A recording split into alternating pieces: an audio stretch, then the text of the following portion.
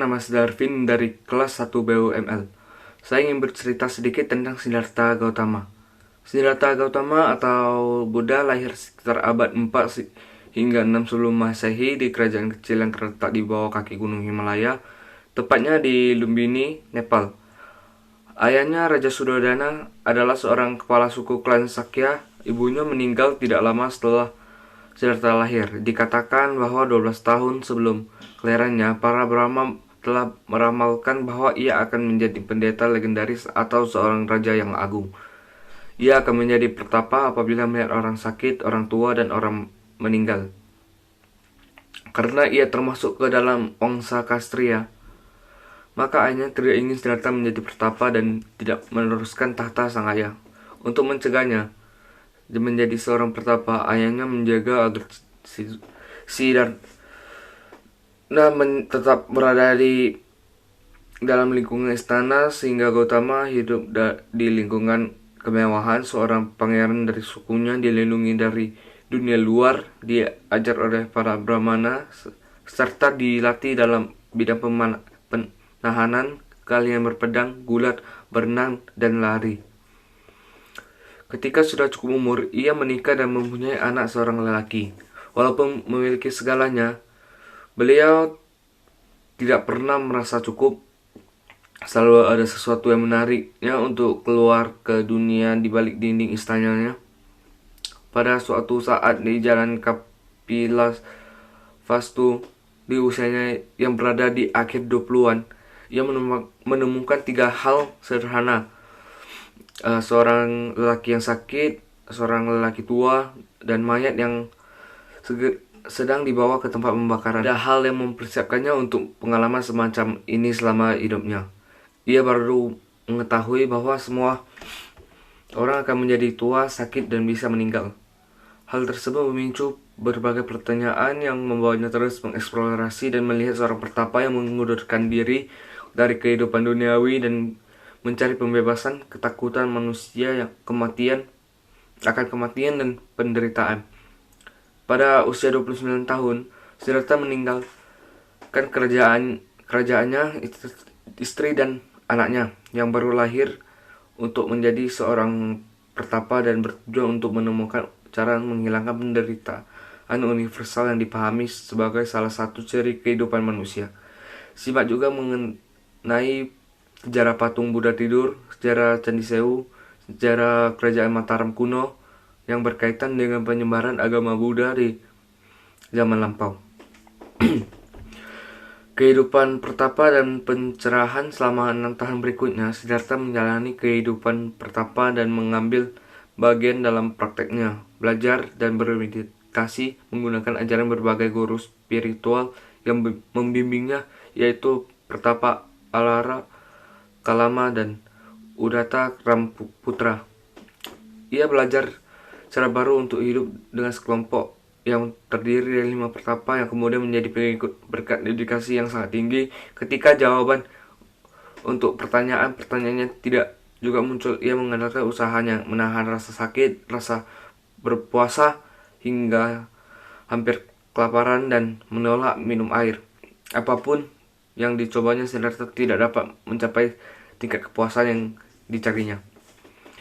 Sampai suatu saat ketika seorang gadis muda menawarinya semangkuk susu. Ketika ia menerima, kemudian menyadari bahwa menahan diri secara jasmani bukanlah cara untuk mencapai kemerdekaan diri, dan bahwa hidup di bawah kekangan fisik yang keras tidak akan membantunya mencapai pelepasan spiritual. Jadi ia menerima susu tersebut, air minum, dan mandi di sungai. Sejak saat itu, Siddhartha mendorong orang-orang untuk mengikuti jalan keseimbangan daripada mengikuti jalan yang ekstrim. Jalan tersebut dinamakan The Middle Way.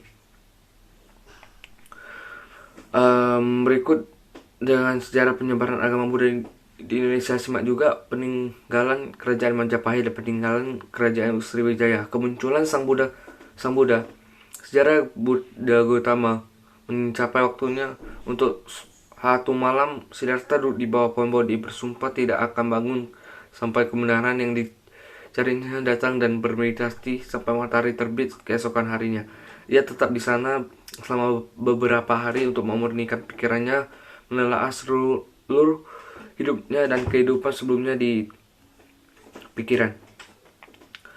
Pada pertapa ini, ia diganggu oleh mara dewa penggoda yang berkekuatan dahsyat dan menaklukkan dan melawan mara ketika bintang pagi tampak di ufuk timur dengan kemauan yang keras dan keyakinan yang kukuh.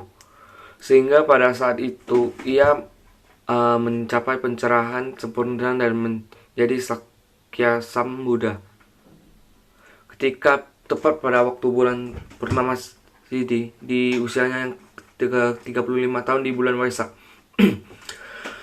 Dari tubuhnya memancarkan 6 sinar Buddha ketika mencapai pencerahan sempurna. Keenam sinar Buddha Rasami tersebut adalah warna biru nila yang artinya bakti, kuning pita ada yang artinya kebijaksanaan dan pengetahuan, merah atau lohita artinya kasih sayang dan belas kasih, putih atau avadata yang berarti suci, jingga atau manggasta yang artinya semangat, dan campuran semua sinar tersebut dinamakan Prasbasavara. Penyebaran agama Buddha.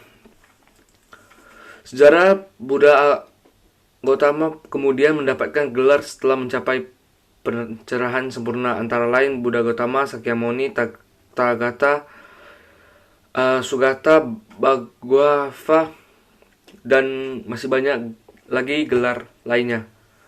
Khotbah pertama Dhamma yang Pavasuta didengar oleh kelima pertapa pengikutnya. Isi khotbah tersebut adalah penjelasan mengenai jalan tengah yang ditemukannya kemudian, yaitu 8 ruas jalan kemuliaan dan juga 4 kebenaran mulia yang menjadi pilar dari ajaran Buddha. Kemudian Siddhartha membentuk sangha, suatu komunitas untuk para pertapa yang tidak mengacu semua pembatasan antar kelas, ras, jenis kelamin, dan latar belakang manusia dengan hanya satu tujuan untuk mencapai pencerahan. Pada akhirnya ia bertemu kembali dengan ayahnya, istrinya, dan menjadi murid dan pertapa juga. Sementara anaknya Rahula menjadi rahib di usia 7 tahun dan tinggal bersama ayahnya seumur hidup. Selama 45 tahun kemudian, Buddha Gautama menyebarkan Dharma dengan berkenalan kepada umat manusia lainnya dan menyebarkan dengan cinta dan kasih sayang hingga usianya 80 tahun, dan menyadari bahwa 3 bulan setelahnya ia akan mencapai parinibbana atau pariniwarnava, yaitu meninggalkan bentuk fisik tubuhnya. Tubuh Buddha kemudian dikremasi dan sisa abunya ditempatkan di kubah berbentuk stupa yang merupakan bentuk umum dalam agama Buddha, dan menyebarkan banyak lokasi termasuk Cina, Myanmar, dan Sri Lanka. Selama 2500 tahun kemudian ajaran Buddha tetap diikuti oleh banyak orang di dunia, terus menarik banyak pengikut dan merupakan salah satu agama yang bertumbuh dengan cepat, walaupun banyak yang tidak menganggapnya sebagai agama namun sebagai ajaran hidup atau filosofi.